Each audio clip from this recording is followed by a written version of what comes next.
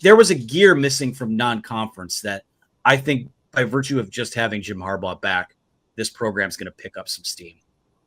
Yeah, I don't think there's any question about it. And he's the reason that this program is what it is. We can talk about how good his assistant coaches are, and we can talk about what a great job they did when he was gone. But the one constant wherever Jim Harbaugh has been is Jim Harbaugh. If you go back to San Diego, if you go to Stanford, if you go to San Francisco, if you go to Michigan, he's the guy. He's one of the best coaches in the country at any level. And even I think his biggest detractors would admit that, the people who hate him the most. So it'll be great to have him there. He sees things on the sidelines. I think that years of experience, you're going to pick up on things, right? And I think he's going to be able to do that and help these guys out. And no disrespect, obviously, to the guys who filled in for him, but they're not Jim Harbaugh. So excited to have him back. He said there were some things that he saw on film that he thought watching on TV would make him a better coach. And I trust that that's probably true. So let's see the offense improve. And the one thing that, I keep hearing is that, man, if they play like that against Bowling Green, I'm so sick of hearing that. They're not going to play like that, like they played against Bowling Green. Anybody think J.J. McCarthy's going to come out and play like he did, when he's got how many other games where he's played where he hasn't played anywhere close to that? I think we know by now what the exception is and what the rule is. And the rule is that J.J. McCarthy's a pretty damn good quarterback. Saturday night was the exception. Yeah, he's played in 27 other games other than Saturday night. He only threw 2 interceptions the entire regular season a year ago. We've watched a lot of J.J. McCarthy. He's played in more games than any other quarterback in the Jim Harbaugh era. We know what J.J. McCarthy is at this point, and he's only getting better. We've seen some big improvements of him. So I agree with you. I mean, people always say that, well, if Michigan would have played like they did against Illinois, against Ohio State last year, they wouldn't have won that game. But they looked like a completely different team, really different offense in that game.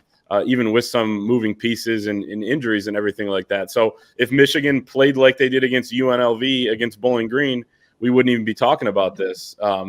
So that's kind of case in point right there. So I agree. And Jim Harbaugh, I think he might just be the best coach in the country, in like to have that. He might even be underrated within, hey, it's Bowling Green, UNLV, East Carolina. We'll be able to take care of business. We're going to have 4 guys be the head coach. And that was his decision, obviously.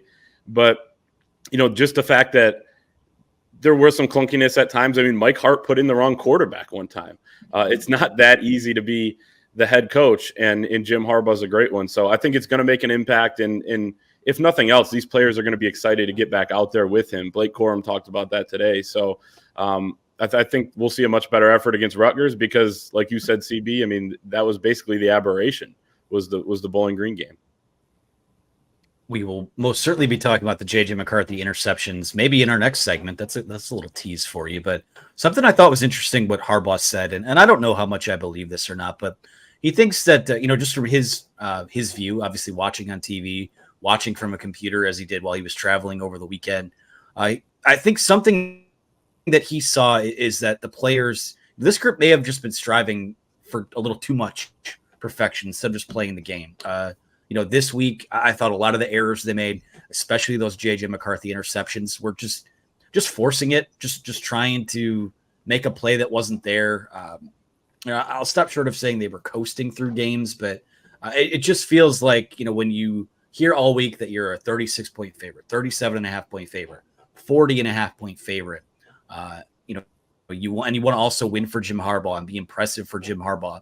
I think that it all comes down to the fact is that Jim Harbaugh's done a terrific job of building this coaching staff out to where he felt confident where whoever he gave the headset to on Saturday was going to get the job done. But it's clear that just, as we look for, these strides back to normalcy, guys coming back from injury, position battles being sorted out, just coming, if you're J.J. McCarthy vomiting up these interceptions, those are all outliers to me.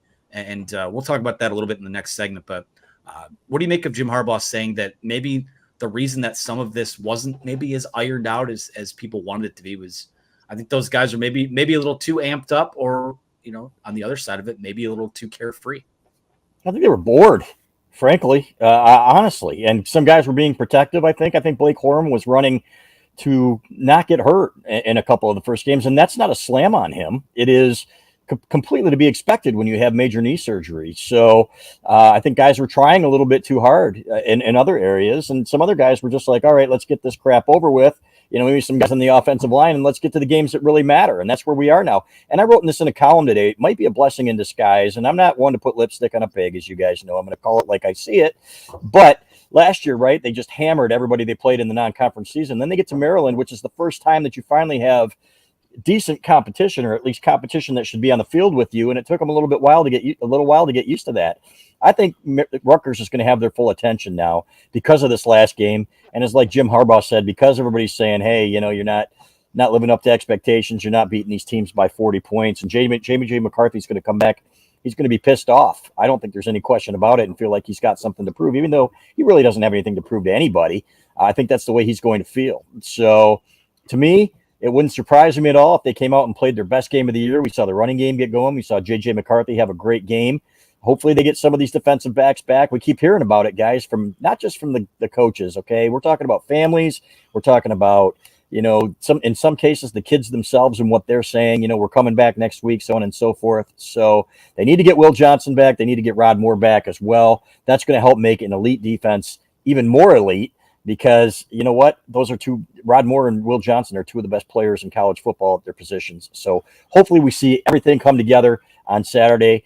I think the spread is 24 now or something like that. Clay, I still think that's high, but would it stun me if Michigan came out and covered that? No.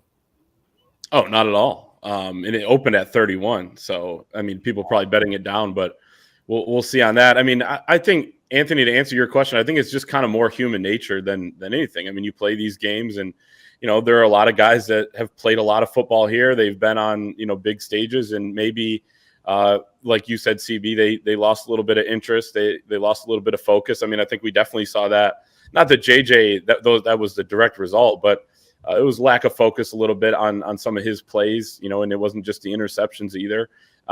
So you got to be better. Donovan Edwards, I didn't think played that well in pass protection, had a little bit better success running the football, but Blake was very good. There were some positives still from this game, but it's just kind of human nature. That's why teams rise to the occasion in bigger games, and that's why you see some clunkers around the country as well, like we saw on Saturday with not just Michigan, but plenty of other teams as well. So I think it's just kind of the way guys are wired, especially when you're 18 to 22 years old.